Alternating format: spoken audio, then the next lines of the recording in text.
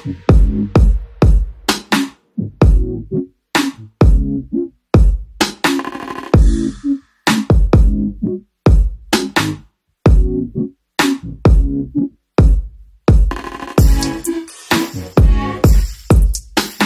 guys, welcome back sa Kavango Diaries. My name is Kuray. At sa episode na to, mag-tour tayo sa loob ng Geely EX5 in 360 view. Kaya, tara!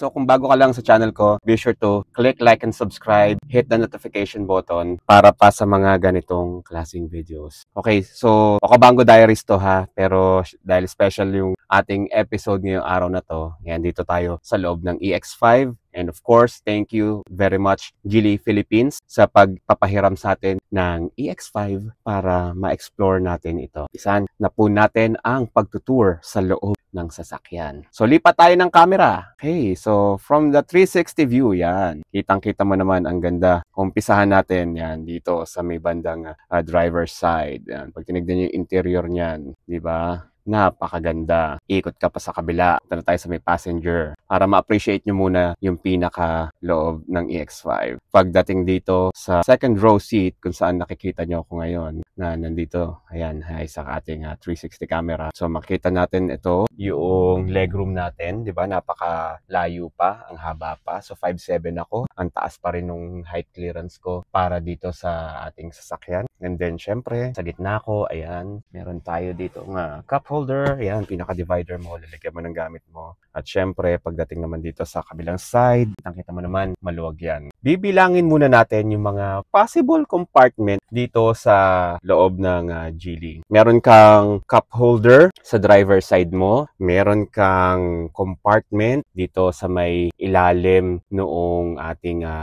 pinaka-center console kung saan matatagpuan mo dyan yung mga USB na sockets natin. May Type-C yan, may Type-A yan, may 12 volts yan. And then nakikita mo dyan sa pinakagitna ng center console, may dalawa kang lalagyan para sa cups mo. And then dito sa center console na to, yan, may lalagyan ka pa dyan sa gitna. Actually, hindi ko alam kung ano to parang sa Okavango na pwede mong palamigin yung loob. Pero ang lamig ng loob So baka pwede rin siyang gamitin cooler. Siyempre, yun dun sa front compartment natin. Nilagyan ng mga documents and everything. And then dito sa may side naman ng passenger, may lalagyan ka ng drinks. May mga pockets yan. Pagdating mo dito sa likod, siyempre meron ka rin namang cup holder. Dito sa may mga magkabilang door natin. Siyempre sa likod ng seats mo, meron kang magazine container. Siyempre dito sa gitna, meron ka pang drawer, di ba? Nakapaglagay ka pa ng mga kung ano-ano mga bagay dyan. Mayroon pa tong gitnang drawer. Hindi ko lang mabuksan.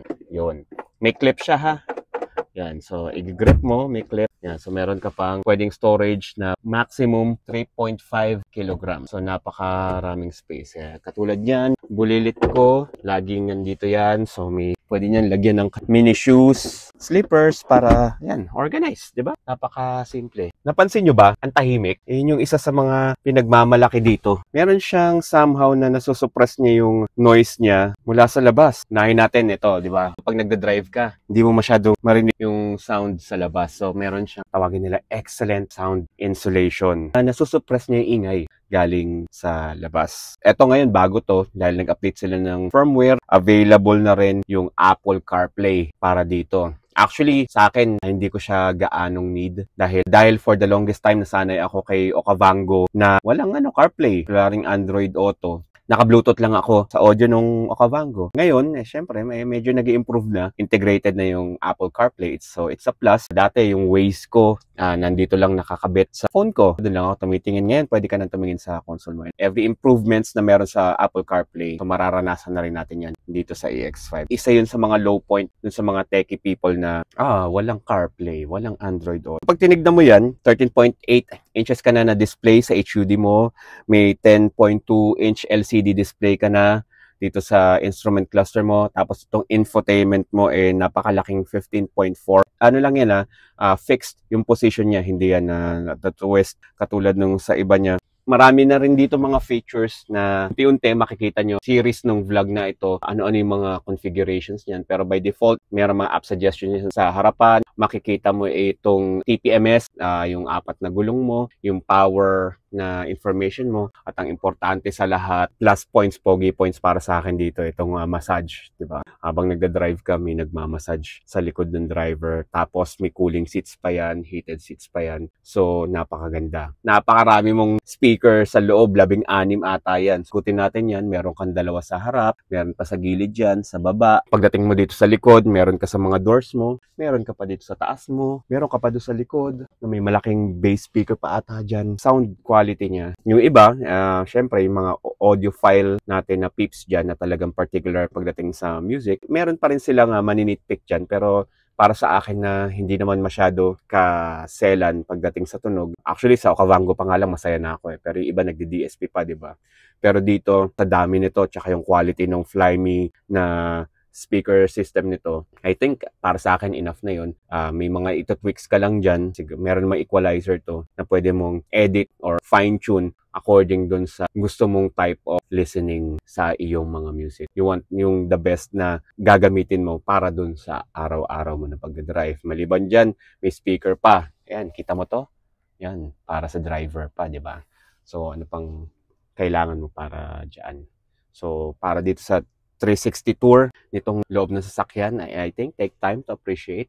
Tingnan nyo na rin itong ating pinaka moonroof o sunroof na to. Actually, kalahati lang tong inopen ko, pero meron akong mga mini tutorial o reels lalabas kung paano kino-configure yung mga yan. Ngayon, ang na-appreciate mo lang yun. Pero kung gusto mong tignan ng mga kalangitan, bubuksan mo pa to all the way hanggang dito sa may passenger seat. Kung bago ka lang sa channel ko, like and subscribe ka dito para sa ganitong klaseng updates. And again, thank you very much, Geely Philippines, sa pagpapahiram sa atin ng sasakyan na to. Sana sa susunod pa natin mga videos, samahan nyo kami dahil meron pa tayong mga uunti-unting mga features ng Geely EX5 na hindi mo makikita sa mga ibang nagre-review. Tayo dito sa ating Okavango Diaries, talagang iisa-isahin natin yan. Again, thank you so much for watching.